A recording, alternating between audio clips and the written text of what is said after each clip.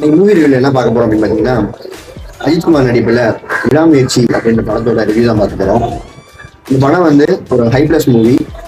Plus வந்து ஒரு 2 வருஷம் ஆச்சு எங்க அஜித்குமாரோட படம் ரிலீஸ் ஆகி 2 வருஷம் ஆச்சு. அண்ட் தமிழ்நாட்டில் புக்கிங் வைஸ் வந்து ஒரு நல்ல ரெஸ்பான்ஸ் இருந்துச்சு. ஸோ நம்ம பாசிட்டிவ் பாயிண்ட்ஸ் அப்படின்றத நம்ம பார்த்துருவோம். ஃபர்ஸ்ட் பார்த்தீங்கன்னா சினிமாட்டோகிராஃபி ஓம் பிரகாஷ் வந்து நம்ம பாராட்டியே ஆகணும். செகண்ட் வந்து கலர் கிரேடிங். தேர்டு வந்து ஃபைட் சீன்ஸ் எல்லாம் நல்லா இருந்துச்சு.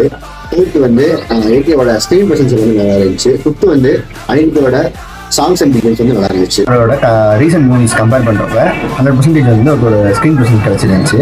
மற்ற எல்லா கேரக்டருக்குமே ஒரு 4 கேரக்டர் தான் இருந்துச்சு. ஆனால் கொடுத்ததா ஒரு வில்லனுக்கு வந்து ஒரு 70% மட்டும்தான் வந்து ஒத்து கொடுத்துருந்தாங்க. ஸோ இன்னும் கொஞ்சம் ஒத்து நிறையா கொடுத்து ஒரு 100% கொடுத்துருந்தாங்கன்னா படம் தான் நல்லா இருக்கும். நெகட்டிவ் பாயிண்ட்ஸ் அப்படின்னு பார்த்தீங்கன்னா, ஃபர்ஸ்ட் ஹாஃப்ல வந்து கொஞ்சம் ஸ்லோவாக இருந்துச்சு. அது காரணம் வந்து டைரக்ஷன் டிபார்ட்மெண்ட்டு. அடுத்து என்ன பார்த்தீங்கன்னா, இந்த படம் பூராமே வந்து ஃபாரின்ல எடுத்திருந்தாங்க. ஸோ கொஞ்சமாக வந்து தமிழ் டைலாக்ஸ் வச்சிருந்தா இன்னும் கொஞ்சம் நல்லா இருந்தது. இந்த படம் வந்து பிரேக் டவுன் பார்த்தா கொஞ்சம் ரொம்பவே போராக தான் இருந்திருக்கும். அதை பார்த்துட்டு இதை பார்க்குறப்ப கொஞ்சம் போராக தான் இருந்திருக்கும். அதனால பார்த்தீங்க அப்படின்னா, அனிருத்துக்கு படத்தில் வந்து சீன்ஸ் நிறையா இல்லை. அதனால அவனால பேச சாங்ஸும் போட முடியல, பிஜிஎம்ஸும் போட முடியல. ஆனால் கடைசி இடத்துல நல்லா ஸ்கோர் பண்ணியிருந்தாரு.